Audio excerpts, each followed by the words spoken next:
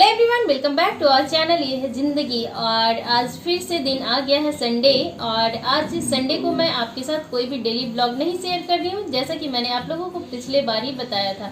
तो हमने पिछले संडे से इस चैनल पे एक सीरीज स्टार्ट किए हैं जिसका नाम है बचत। और ये बचत जो है वो हमारे लाइफ में बहुत ही ज़्यादा इम्पॉर्टेंट है।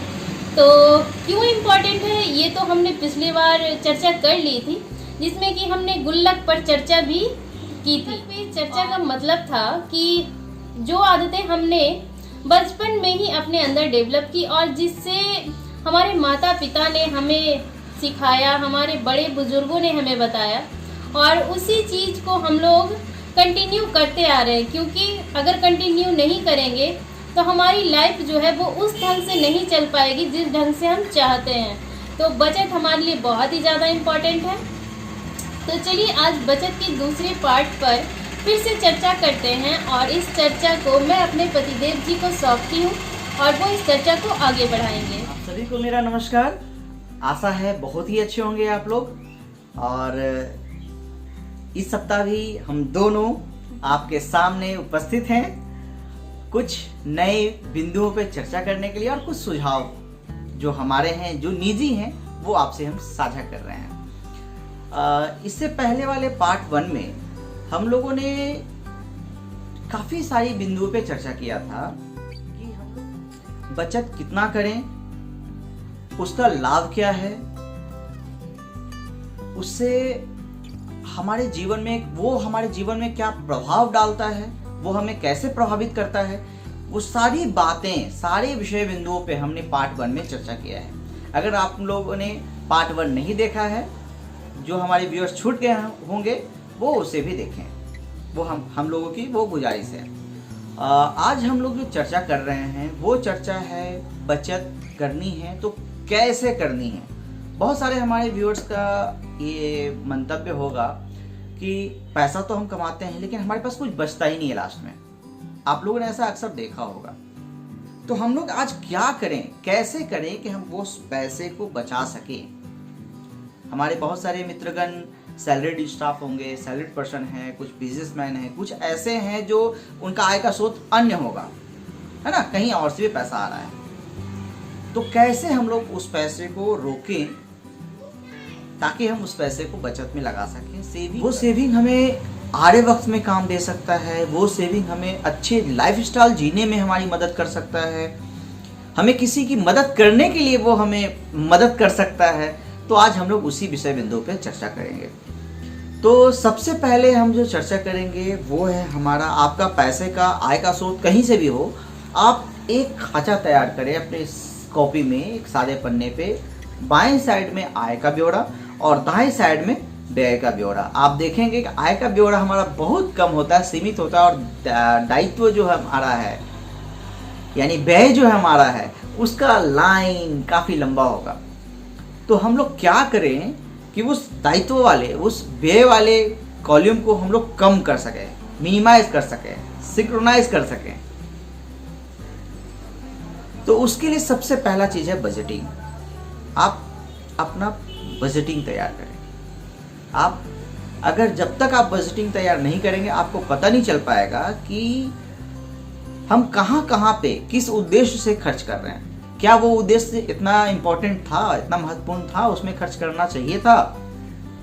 पहला चीज, क्या उस खर्च में आपने अपनी वाइफ का, अपने परिवार की सहभागिता है? शायद हमारी जो खर्च होती है, हम तो जनरली खर्च में बहुत कंजूसी करते हैं, बेगम साहिबा इससे परेशान भी रहती हैं, लेकिन फिर भी आपने देखा होगा हमारे चैनल पे मैडम खर्च करती हैं। लेकिन जो हमारा नीडी चीज़ है, जो हमें लगता है कि नहीं ये हमें लेना चाहिए, उसी पे बेगम साहिबा खर्च करती भी हैं, और इनकी सहभागिता पूर्ण रूपेण इन्हीं पे होती है। क्या मैडम?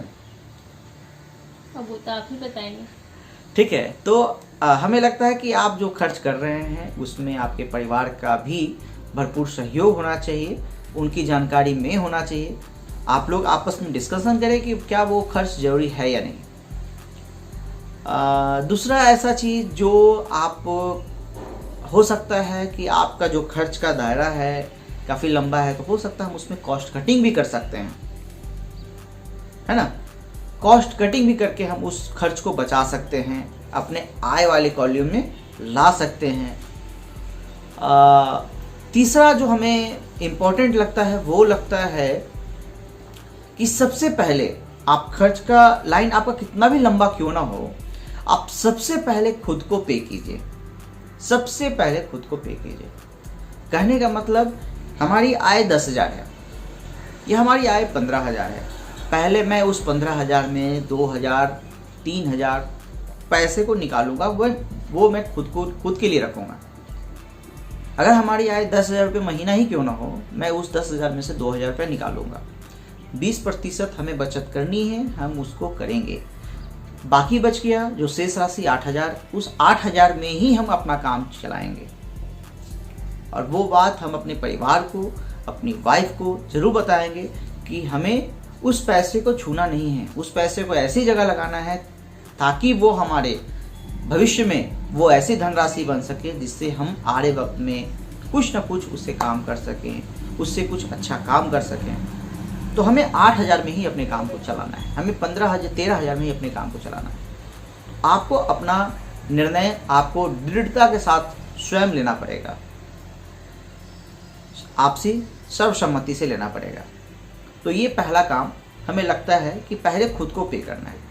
उसके बाद आपका अपना जो बजटिंग होगा, आपका जो कॉस्ट कटिंग होगा, आपका जो परिवार का सहमति होगा, आप वो देखेंगे कि आपकी उसकी आवश्यकता उस सामान की है या नहीं। आपको लगता है कि वो बेकार का है या फिर हमें लगता है कि नहीं हम उसको इग्नोर भी कर सकते हैं, या फिर इस महीने नहीं अगले महीने भी कर सकते हैं, तो आप वैसे भी कर सकते हैं।